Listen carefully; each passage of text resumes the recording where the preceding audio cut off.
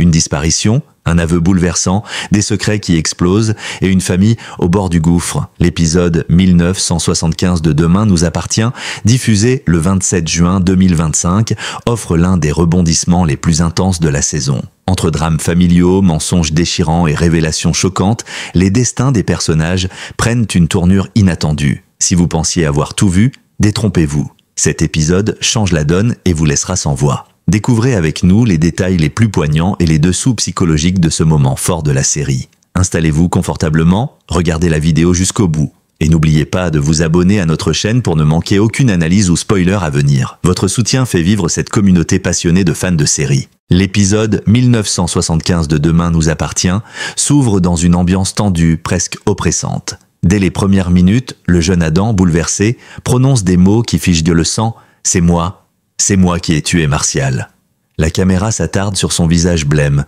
ses lèvres tremblantes, ses mains moites. Dans un salon baigné d'un silence pesant, ces mots résonnent comme une onde de choc, bouleversant l'équilibre déjà fragile de la famille que forment Soisic, François et leur fils. Cet aveu surgit sans prévenir. Rien dans l'attitude d'Adam des jours précédents ne laissait présager une telle confession. Pourtant, les parents sentent immédiatement que quelque chose ne va pas. Le regard de leur fils est fuyant, hanté. Ce n'est pas un simple caprice adolescent, ni une provocation. Il y a dans sa voix un désespoir sourd, une lassitude qui glace. Soisic, instinctivement, se lève et se précipite vers lui. Elle lui prend les mains, tente de croiser son regard, mais Adam détourne les yeux. « Tu ne peux pas dire ça, Adam. Tu ne peux pas t'accuser de quelque chose d'aussi grave. » François, lui, reste figé. Il ne parle pas. Il observe. Ses yeux se plissent, comme s'il cherchait à lire dans ceux de son fils la vérité ou le mensonge. Mais tout en Adam crie l'authenticité. La peur, le remords. Très vite, les doutes s'emparent du couple. Soisic, bouleversée, se demande si elle a pu passer à côté de quelque chose d'aussi énorme. A-t-elle été trop distante, trop absorbée par ses propres préoccupations médicales? A-t-elle mal évalué la détresse de son fils? François, lui, tente de garder un semblant de lucidité. Il émet l'hypothèse qu'Adam cherche peut-être à se protéger de quelqu'un ou à couvrir une autre personne. Il pense à l'effet de groupe, aux influences néfastes, à la possibilité que leur fils serve de bouclier à un ami plus fragile. Mais alors que les interrogations s'entrechoquent, Adam prend une décision aussi radicale qu'inattendue. Il disparaît. Sans laisser de message, sans prévenir qui que ce soit, il quitte la maison. Plus de téléphone, plus de traces numériques, plus de repères. Soisic s'effondre. Elle sent son cœur exploser dans sa poitrine. François, abasourdi, contacte immédiatement la police. Commence alors une course contre la montre. Les parents interrogent les amis d'Adam, fouillent en sa chambre, appellent les hôpitaux, arpentent les rues de Sète. En vain. L'absence d'Adam devient rapidement insoutenable. Chaque minute sans nouvelles est un supplice. Soisic passe de la colère à l'angoisse, puis de l'angoisse à la culpabilité. Elle se reproche tout, de ne pas avoir vu venir le drame, de n'avoir pas su retenir son fils, de l'avoir laissé partir sans un mot. François, quant à lui, tente de rester fort pour deux. Mais ses nuits sont sans sommeil, hantées par l'image de son fils errant quelque part, peut-être blessé, peut-être traqué. La série, à cet instant, change de rythme. Elle abandonne momentanément les intrigues secondaires pour se concentrer sur cette urgence. Retrouver Adam. Des séquences poignantes montrent Soisic fixant des photos de famille, caressant la joue d'un portrait d'Adam enfant. On la voit poster des avis de recherche dans les commerces, interroger les passants dans la rue. Son visage est ravagé par l'épuisement. François, de son côté, revoit les dernières conversations qu'il a eues avec Adam. Il tente de décrypter ses silences, de relier les indices entre eux. Aurait-il dû l'écouter davantage, lui faire confiance? Est-il un père à la hauteur? La narration s'accompagne de flashbacks. Adam et Martial, quelques jours auparavant, dans les couloirs du lycée. Une altercation verbale, une bousculade. Rien de dramatique en apparence. Mais pour les enquêteurs, cela pourrait être un début de mobile. Les soupçons s'alourdissent. Et avec eux, la peur que les aveux d'Adam aient été sincères. L'enquête avance, mais les indices sont ténus. À ce stade, Demain nous appartient réussit à plonger le spectateur dans une véritable spirale émotionnelle. L'écriture est habile, ménage le doute, maintient l'ambiguïté. Adam est-il coupable ou cherche-t-il à se punir pour un autre motif? Pourquoi cette fuite soudaine après un aveu si déchirant? Le réalisme de l'épisode est renforcé par la mise en scène. Des couleurs froides, une bande-son discrète mais anxiogène. Des plans longs sur les visages marqués par la peur. Le silence devient un acteur à part entière. Et dans ce silence, résonne la question obsédante. Où est Adam? Soisic et François sont plus seuls que jamais. En l'espace d'une journée, leur monde s'est effondré. L'enfant qu'ils pensaient connaître s'est transformé en fugitif au regard fuyant. Leur amour de parents est mis à l'épreuve la plus terrible. Aimer malgré la peur, espérer malgré le doute, lutter malgré la douleur. Dans cette première partie, l'épisode 1975 installe les enjeux avec une force émotionnelle rare. Le spectateur est pris à la gorge, happé par la détresse d'une famille en train de se décomposer. Le mystère de la disparition d'Adam, couplé à la question de la culpabilité réelle ou supposée, pose les bases d'un arc narratif puissant. Une chose est sûre, plus rien ne sera comme avant. Alors que la disparition d'Adam bouleverse les fondations de leur vie, François et Soisic se retrouvent face à une autre réalité douloureuse. Leur couple est au bord de l'abîme. Depuis des semaines, peut-être des mois, quelque chose s'est fissuré entre eux.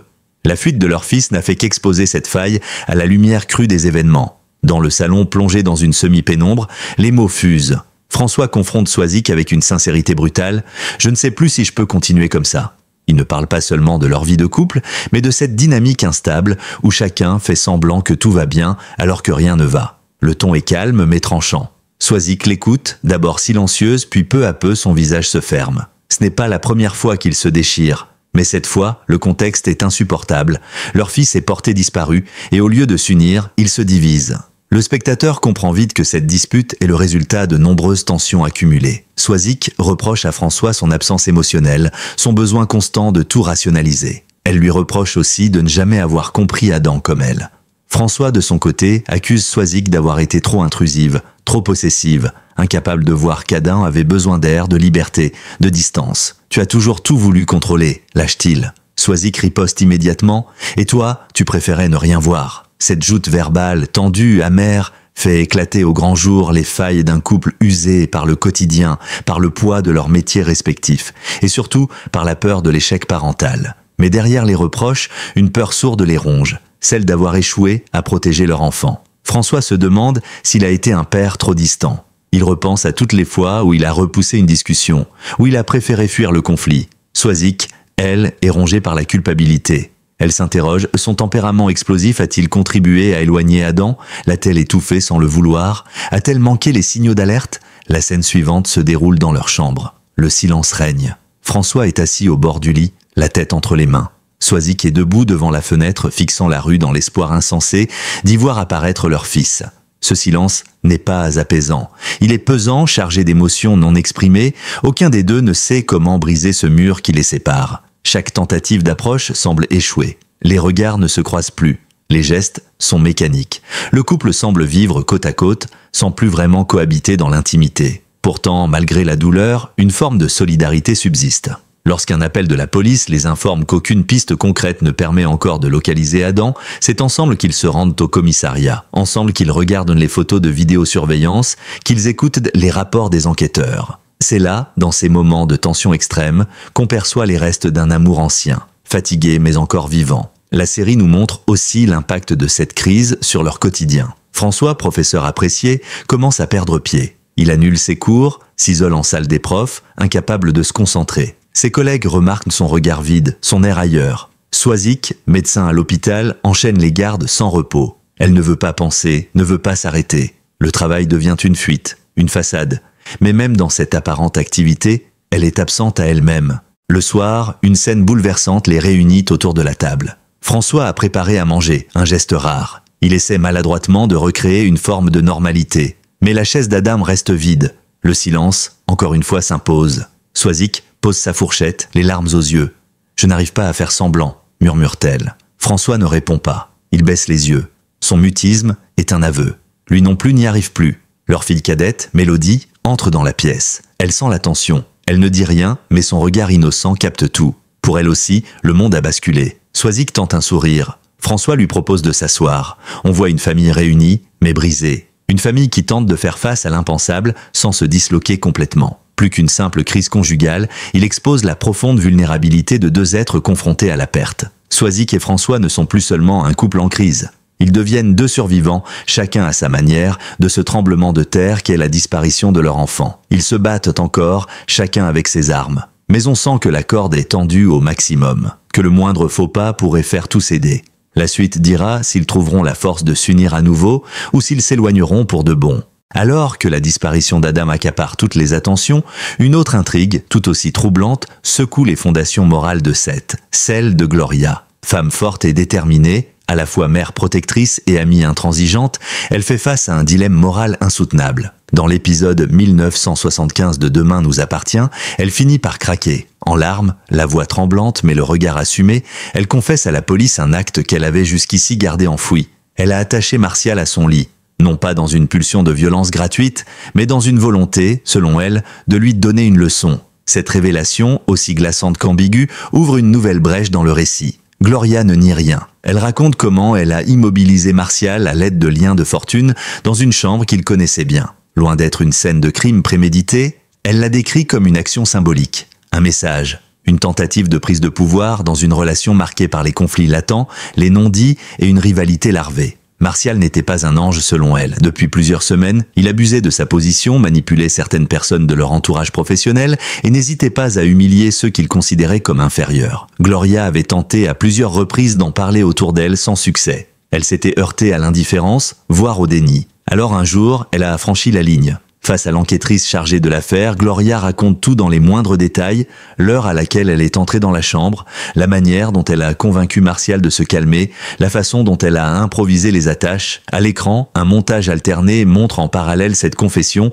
et des flashbacks glaçants. On y voit Martial, d'abord furieux, puis paniqué, puis silencieux. Des images floues, presque oniriques, traduisent de la perte de contrôle de Gloria, la montée d'adrénaline, l'instant où tout a basculé. Mais ce qui trouble profondément, c'est que Gloria n'exprime ni honte ni remords classiques. Elle dit avoir regretté son geste, bien sûr, mais elle insiste sur le fait qu'elle n'a jamais voulu aller aussi loin. « Je voulais juste qu'il comprenne, qu'il sache ce que c'est de se sentir impuissant », murmure-t-elle. Ces mots résonnent dans le commissariat comme une forme de vengeance symbolique, presque politique. Une femme qui se sent bafouée, ignorée, qui décide de reprendre le pouvoir à sa manière. Pour les policiers, le problème est double. D'un côté, il faut déterminer si l'action de Gloria peut être directement liée à la mort de Martial.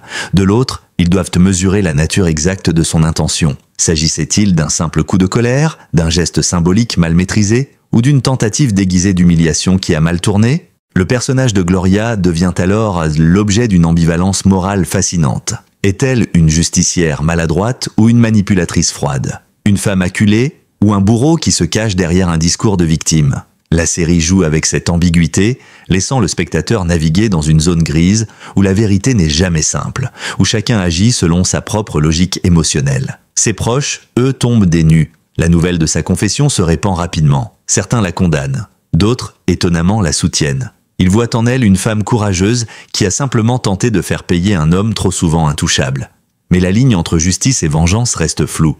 Dans une scène poignante, Gloria se rend sur la tombe fraîchement fleurie de Martial. Elle s'agenouille, pose la main sur la pierre et murmure « Je voulais juste que tu changes, je ne voulais pas que tu meures ». Ses larmes coulent, sincères. Mais suffisent-elles à effacer ce qu'elle a fait? Le pardon est-il possible quand la culpabilité elle-même est fragmentée, incomplète? La complexité psychologique de Gloria enrichit l'épisode. Elle devient un miroir pour tous les personnages. Jusqu'où sommes-nous prêts à aller pour faire comprendre notre douleur? À quel moment franchit-on la frontière entre la colère légitime et l'irréparable? Par ailleurs, son aveu relance l'enquête. Et s'il ne s'agissait pas d'un seul coupable, mais d'un enchaînement d'actes ayant conduit à la mort de Martial? L'idée d'une responsabilité partagée s'installe. Peut-être qu'Adam, dans sa propre confession, cherchait simplement à expier quelque chose qu'il n'a pas commis directement, mais dont il se sentait moralement complice. La confession de Gloria est donc bien plus qu'un aveu isolé. C'est un élément clé d'un puzzle plus vaste, où les actes de chacun sont imbriqués dans ceux des autres, où la douleur, l'humiliation et le désir de contrôle se répondent en écho, et où la vérité, comme souvent dans Demain nous appartient, ne se laisse pas apprivoiser facilement. Dans la tourmente émotionnelle que représente la disparition d'Adam, François tente de maintenir l'équilibre familial. Il s'accroche à ce qui est encore tangible, sa fille cadette, Mélodie. À 10 ans, l'enfant incarne encore l'innocence dans un monde devenu instable, fragmenté, presque irréel. Elle ne comprend pas tout ce qui se passe autour d'elle, mais elle sent que quelque chose de grave s'est produit. Les adultes parlent plus bas, évitent son regard, changent de sujet dès qu'elle entre. Le silence devient suspect, et les sourires, faux. Conscient du climat d'anxiété qui pèse sur la famille, François choisit une stratégie qu'il croit protectrice, le mensonge. Un mensonge doux, général, presque paternel. Lors d'un dîner improvisé, alors que Soisitch s'était enfermé dans sa chambre, Mélodie lui demanda d'une voix si simple qu'elle en paraissait anodine « Pourquoi maman pleure tout le temps? Et où est Adam ?» François, agité, s'efforçait de garder son sang-froid. Il avala difficilement sa nourriture, prit une grande inspiration, puis répondit « Adam est parti réfléchir un peu. Il a besoin de temps. Mais ne t'inquiète pas, tout va bien entre nous. Tout va bien. » 3 mots qui paraissent banals mais qui, pour un enfant, portent le poids de la vérité. Mélodie, en apparence réconfortée, continua son repas. Mais quelque chose en elle semblait pressentir que son père lui cachait quelque chose d'essentiel. Elle l'observait, elle percevait son silence, ses gestes anxieux. Son regard d'enfant s'attardait sur ses doigts, crispés, sur le pli inquiet de son front. Ce que François ignorait, c'est que les enfants comprennent bien plus que les adultes ne l'imaginent. Et qu'un mensonge, même motivé par l'amour, laisse toujours des traces. Les mensonges de François ne s'arrêtent pas à sa fille. Ils vont au-delà d'elle. Lorsqu'un collègue l'interroge sur sa situation familiale, il balaye d'un revers de la main « Je vais bien, merci, on s'en sort ». Il ment aussi à Mélodie lorsqu'elle lui demande si Adam lui a écrit. Il invente des messages, des anecdotes. Il m'a dit qu'il avait vu la mère ce matin, qu'il pensait à toi. Le mensonge devient une histoire. Une fiction réconfortante, censée protéger, mais qui peut se retourner contre lui. Soisic, pour sa part, ne partage pas cette approche. Si elle se cache dans le silence, ce n'est pas pour mentir, mais pour éviter de faire s'effondrer la dernière structure encore debout, la famille. Elle sent que François s'éloigne d'elle, que Mélodie s'éloigne, et qu'Adam peut-être s'est égaré. Elle reproche à François son hypocrisie, son besoin de tout contrôler. Lorsqu'elle apprend qu'il a inventé des messages d'Adam pour rassurer leur fille, elle explose. Tu crois qu'elle ne le saura pas? Tu crois qu'elle ne mérite pas la vérité? La scène est d'une rare intensité. François des acculés hurle. Et que veux-tu qu'on lui dise? Qu'on a peut-être perdu son frère à jamais? Qu'il s'est accusé de meurtre et qu'il a disparu? Leur dispute est légère. Il expose 2 visions de la paternité. L'une veut protéger à tout prix, l'autre veut affronter la réalité. Mais toutes 2 partagent bien la peur de voir leur famille s'effondrer. Mélodie, témoin silencieuse de cette scène, se cache dans sa chambre. Elle dessine. Ses crayons deviennent ses orbites, ses feuilles blanches un refuge. Sur le papier, elle dessine des visages familiers. Adam, ses parents, mais les couleurs sont ternes, les sourires absents. L'enfant n'a pas de mots pour exprimer ses sentiments, mais ses dessins sont plus éloquents que n'importe quel mot. Elle sait que quelque chose ne va pas. Et elle sait qu'on la trompe. Une vérité cruelle. Les adultes, même avec les meilleures intentions du monde, commettent parfois des erreurs irréparables. Pour protéger leurs enfants, ils construisent des bulles fragiles, des mondes parallèles où la vérité est cachée et refoulée. Mais ces mondes ne durent jamais longtemps. Et lorsqu'ils éclatent, ils laissent de profondes blessures. Le film aborde une question fondamentale. À quel moment un mensonge, même motivé par l'amour, devient-il une trahison? Quelle part de vérité un enfant a-t-il le droit de connaître? Et comment les parents peuvent-ils concilier leur rôle protecteur avec le besoin de transparence? La subtilité du jeu, les silences chargés de sens et les regards détournés confèrent à cet épisode une force émotionnelle indéniable. Le spectateur se sent complice du mensonge, tiraillé entre le désir de protéger Mélodie et la conscience de sa souffrance. C'est dans cette incertitude que réside la puissance dramatique du film. Des aveux de Gloria et des tensions conjugales de François et Soisic atteint une intensité dramatique rare. Demain nous appartient offre au spectateur une respiration bienvenue. Une parenthèse, certes plus légère, mais non dénuée de profondeur. L'histoire de Kevin, Benny et l'arrivée au MAS pour l'été. Kevin, personnage à la réputation trouble, revient à Seth avec l'intention, affichée ou simulée, de se réinsérer. Le jeune homme, connu pour ses combines douteuses, ses manipulations affectives et ses magouilles à peine voilées, tente une nouvelle fois de gagner la confiance de ceux qui, par le passé, lui ont tendu la main. Parmi eux, Benny, son ancien complice, aujourd'hui plus méfiant que jamais. La scène de leur première confrontation est à la fois tendue et révélatrice. Sur un fond de soleil de fin de journée, dans une ruelle calme, Kevin tente d'ouvrir la conversation avec décontraction. « Alors, toujours aussi sérieux, Benny ?» lance-t-il avec un sourire en coin. Benny ne répond pas tout de suite. Il le fixe longuement, les bras croisés, l'air sur la défensive. Puis il réplique « Et toi, toujours aussi doué pour mentir ?» Le ton est donné. Benny ne veut plus être manipulé. Il connaît trop bien le passé de Kevin, ses promesses jamais tenues, ses faux départs vers une vie droite. Kevin, visiblement touché, tente pourtant une sincérité nouvelle. « Je ne suis plus le même, je te jure, je veux faire les choses bien. » Mais la confiance ne se regagne pas en un mot. Et Benny ne cède pas. Parallèlement, Alex, personnage pivot du MAS, entre en scène. Propriétaire d'un domaine agricole accueillant des jeunes en quête de repères, Alex incarne l'autorité bienveillante, le mentor parfois rude, mais toujours juste. Il observe Kevin de loin, jauge ses intentions, écoute ce qu'on dit de lui. Finalement, il convoque les 2 garçons. La scène entre Alex et Kevin dans une grange silencieuse est l'une des plus intéressantes de cette sous-intrigue. Kevin, d'abord sur la défensive, finit par baisser la garde et il explique qu'il n'a nulle part où aller, que tous les ponts qu'il a construits ont fini par s'effondrer. « Je ne suis pas fier de ce que j'ai fait, mais je veux avoir une chance, juste une. » Alex, fidèle à lui-même, ne se laisse pas attendrir facilement. Il le regarde droit dans les yeux et lance « Tu veux une chance ?